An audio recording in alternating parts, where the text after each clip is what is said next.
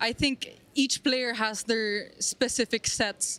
Every single player here is a fighter. What if I told you that one player ranked outside the world's top 25 has quietly become a bigger attraction than some of the biggest names in women's tennis? Not because she won a Grand Slam, not because she became world number one, but because everywhere she goes fans follow, tournament organizers notice, sponsors pay attention, and suddenly, one question starts echoing louder than any other. When is Eala playing? Those weren't the words of Filipino supporters trying to hype their favorite player. Those words came from the man running the entire Mubadala DC Open. The tournament chairman himself admitted that almost every ticket inquiry coming into the event revolved around one player. Not Aryna Sabalenka, not Coco Gauff, not Naomi Osaka, Eala. And within just a few days, what happened in Washington made one thing impossible to ignore. Because while one superstar was staying away from the tournament, another was quietly proving that rankings don't always tell the biggest story. Let's rewind. Washington wasn't supposed to belong to Eala. On paper, she arrived as the world number 28. A talented young player, dangerous, exciting, but still far below the sport's biggest stars. Her opening match, one of the toughest draws imaginable. Standing across the net was Zheng Qinwen, an Olympic gold medalist, a Grand Slam finalist, and one of the most explosive players on tour. Most analysts expected a difficult opening round. Very few expected what happened before the tournament had even officially started. Because Monday morning changed everything. Long before the first match, before television cameras focused on Stadium Court, before anyone updated the scoreboard, Eala stepped onto one of the outside practice courts. Just another training session, nothing more. On the neighboring court, Naomi Osaka, a four-time Grand Slam champion, one of the biggest names in modern tennis. Normally, that alone would attract enormous attention, but something unusual happened. Fans weren't gathering for Osaka.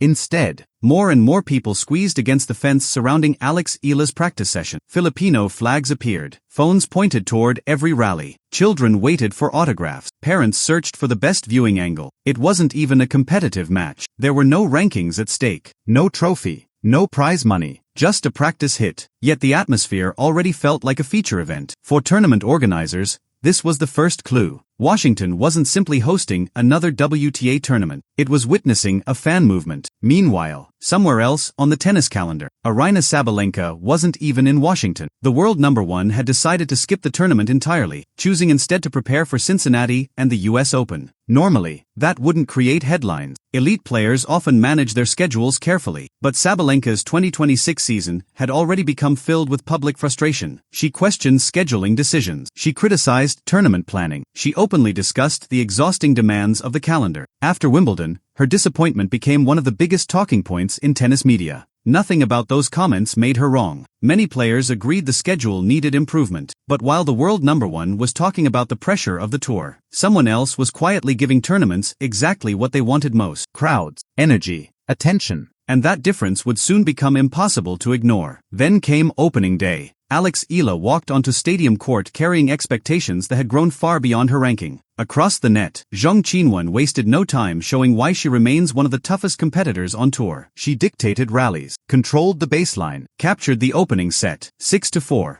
Everything appeared to be unfolding exactly as expected. Experience over youth, power over persistence. Another respectable performance from Eala, but ultimately another loss against an elite opponent. Then, everything changed. Champions often reveal themselves in moments when momentum disappears. This became one of those moments. Instead of fading, Eala raised her level. Her footwork became sharper. Her timing improved. The confidence that had carried her through recent months suddenly exploded across the court. Point by point, game by game, the momentum completely shifted. What had looked like a routine defeat suddenly transformed into total control. She captured the second set, then dominated the third. By the end of the match, the Olympic champion had no answers. Final score, 4-6, 6-4, 6-1. A comeback, a statement, and another reminder that Eala had become one of the most dangerous players outside the WTA's elite ranking. But perhaps the scoreboard wasn't the most interesting part, because after the final handshake, fans immediately began discussing something else. The reaction, the body language, the visible frustration from another top player who had just fallen to Eala. It wasn't the first time this season. Earlier in the year, several established players had shown signs of irritation after difficult matches against the Filipina. Competitive athletes hate losing, especially when expectations suggest otherwise. And as Eala continued climbing the rankings, those emotional reactions became increasingly noticeable. Not because anyone disliked her, but because defeating her was becoming much harder than many expected. Every tournament now carried the same warning. If Eala finds her rhythm, anyone can go home early. Now step back and look at the bigger picture. One side of the sport featured established superstars, former Grand Slam champion, world #1 players, massive endorsements, years of success. The other side featured a 20-year-old Filipina still fighting to establish herself among the elite. Yet somehow, fans kept asking about the younger player. Tournament officials kept mentioning her name. Media coverage kept expanding. Everywhere she competed, attendance seemed to rise. That's not normal. And it wasn't happening by accident, because Eala represented something much bigger than ranking point. She represented an entire nation finally seeing itself on one of tennis' biggest stages. Millions of Filipino supporters who had waited decades for a player capable of competing with the world's best suddenly had someone to believe in. And belief. It is one of the strongest forces in sports. But the biggest confirmation wasn't coming from fans anymore. It was coming from people inside professional tennis itself. Former players, commentators, tournament executives, even business analysts were beginning to notice exactly the same trend. And what one respected American tennis voice said next would completely change the conversation. Because he didn't simply call Eala a rising star. He suggested she had already become something far more valuable. That respected voice belonged to former ATP professional Steve Johnson, a player who spent more than a decade competing at the highest level. Someone with no connection to Philippine tennis, no reason to promote Eala, no incentive to exaggerate her popularity. During a discussion on a tennis podcast, the conversation shifted toward one simple question. Who is becoming the biggest attraction on the WTA Tour? Johnson didn't hesitate. His answer surprised many tennis fans. He believed Eala had already become one of the sport's biggest draws, not because of her ranking, but because of the excitement she generated every time she stepped onto the court. That statement carried weight. Because in professional sports, attention is currency. And suddenly,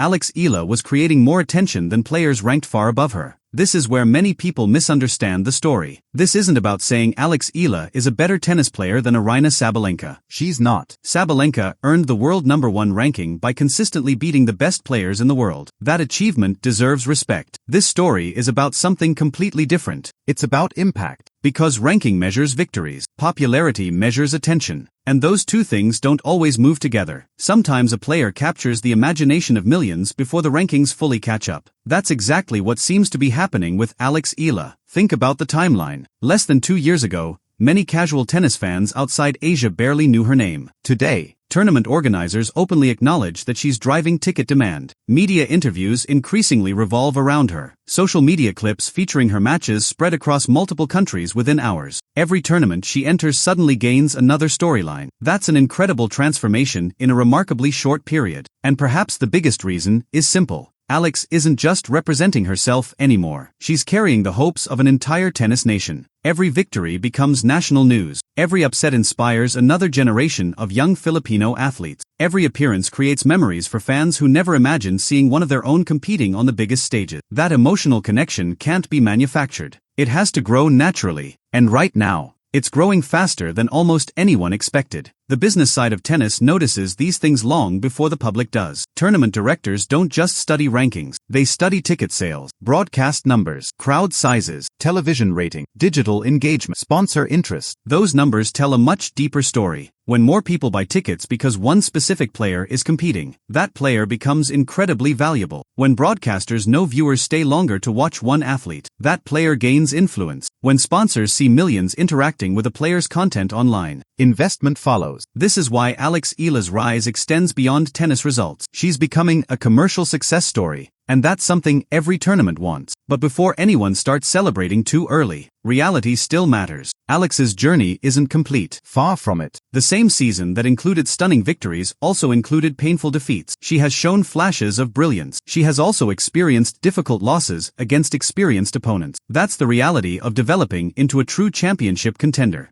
Consistency remains the biggest challenge. One brilliant week isn't enough. Neither is one impressive comeback. The greatest players prove themselves month after month, tournament after tournament, year after year. Alex understands that better than anyone, which is why she rarely celebrates individual victories as if the mission is complete. Every interview reflects the same mindset. Stay humble, keep improving, move forward. That mentality was visible again after defeating Zheng Qinwen. Instead of speaking about revenge, instead of celebrating rankings, instead of predicting future title, she focused on preparation, experience, confidence built through repetition. Her message was simple. The belief wasn't created overnight. It came from years of training, years of learning, years of trusting the process. Those aren't dramatic headlines, but they're exactly what championship athletes tend to say. Because confidence isn't something you suddenly discover. It's something you build one practice at a time. Now another challenge waits. Leylah Fernandez, a familiar opponent. Someone who had already defeated Alex earlier in the season. This wasn't just another match. It was an opportunity. An opportunity to prove that recent improvements weren't temporary. To show that lessons from previous defeats had actually been learned. Because every rising star eventually reaches this stage. Winning against unfamiliar opponents is impressive. Beating players who already solved your game. That's where true growth becomes visible. And the tennis world was watching closely. Now zoom out one final time. Monday, fans packed practice courts before competitive tennis even began. Tuesday, Alex produced one of the biggest comeback victories of the tournament. Wednesday, tournament leadership openly admitted that demand for tickets centered around her more than anyone else. Within just a few days, the conversation surrounding the DC Open had completely changed. Not because rankings changed, not because a Grand Slam trophy had been lifted, but because one player managed to capture everyone's attention. That's incredibly rare, especially in a sport filled with established superstars. As for Aryna Sabalenka, her position remains unchanged. She is still one of the world's best players, still one of the favorites at every major tournament she enters, still the standard others chase. But Washington quietly revealed something fascinating. The sport's biggest attraction, and the sport's highest-ranked player, are not always the same person. Sometimes they're different. Sometimes the rankings tell one story, while the fans tell another.